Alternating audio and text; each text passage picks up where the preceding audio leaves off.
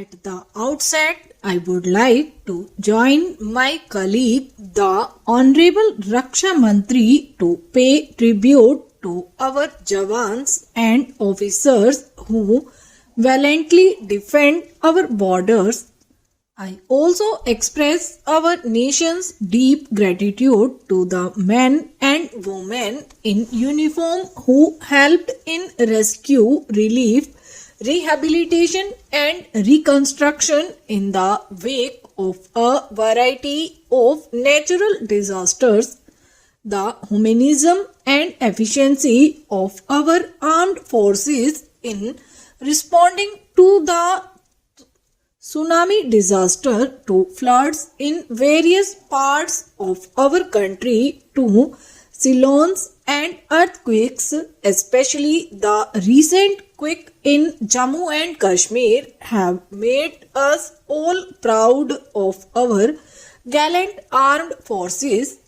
The security challenge facing India is diverse, complex, and evolving. That is to be expected given our size, our location, our historical legacy, and increasingly our expected role in the emerging multipolar world. The end of the Cold War, increasing global interdependence, and the trans-border nature of many threats have made strategic concepts developed in a bipolar world somewhat irrelevant. The United States is today the dominant economic, military, technological, and cultural power. However, it can be anticipated that the European Union, Russia, China, Japan, and India will consolidate their individual positions to play a global role. We must evolve a new paradigm of security cooperation relevant to an emerging multipolar world in which global threats obtain global responses. This is precisely what India has sought to do. We have entered into strategic partnerships with the United States, Russia, Japan, and the European Union, and are pursuing strategic cooperation with China. Today, nations are engaged simultaneously both in competition and cooperation. While the international community has made some progress in evolving a rule-based order for managing the economic and commercial dimensions of globalization, the absence of an effective rule-based order is accurately felt in addressing contemporary security threats such as terrorism and the increase of weapons of mass destruction. Simultaneously, globalization has sharpened the threat posed to us by instability in both our immediate and our proximate neighborhood. Along with this, we must also be mindful of the desire of extra-regional powers to keep us engaged in low-intensity conflicts and local problems to weigh us down in a low-level equilibrium. To meet these challenges based on three broad pillars: first, to strengthen ourselves economically and technologically. Second, to acquire adequate defense capability. With this in perspective, India too is reciprocating positively to overturns of other major players in the global balance of power. No doubt this involves sophisticated bargaining with each of them.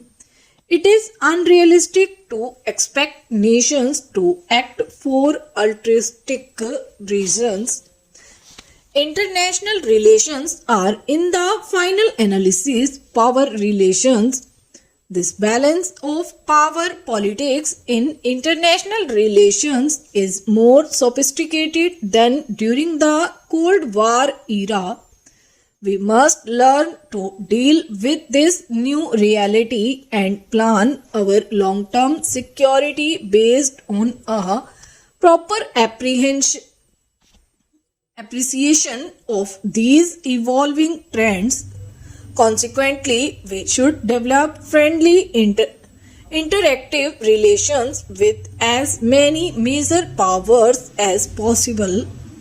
For the armed forces, such interaction should encompass weapon and equipment acquisition, joint development of systems, and evolution of defense doctrines.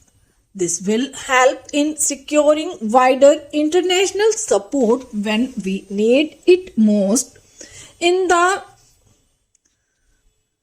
Arthashastra, Kautilya wrote that a healthy economy is a sound foundation for well-funded armed forces. From the strength of the treasury, he said, the army is born, but it is not only for fiscal reasons that the health of our economy is important for our national security. A healthy, growing, and stable economy in itself enhances security. New nations of comprehensive national power give high weightage to economic, social, scientific, technological, educational, and cultural aspects of power. Military strength alone no longer guarantees a nation's security. Knowledge, power, and economic capabilities are equally important. I am sure that our defense community recognizes that economic progress has enabled accelerated equipment modernization. Today's international climate enables us to draw on world financial flows for development and to offer our skills in exchange for other countries' outsourcing services and manufacturing of India for mutual benefit. Our armed forces have always been assured that our government will never shy away from finding funds for our defense requirements, and I endorse what the defense minister he said in his address. It should be obvious, however, that any government will find it easier to find the required resources if the economy grows faster and generates the incomes and revenues required. If our economy grows at 8% per annum, it will not be difficult for us to allocate about 3% of our GDP for our national defense. This should provide for a handsome defense budget. Hence, our priority is to pursue policies to generate faster economic growth and mobilize more resources.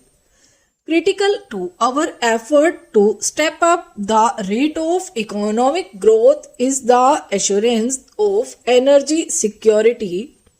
This requires a broad-based energy policy based on rational economic and strategic considerations, rational domestic pricing policies, etc.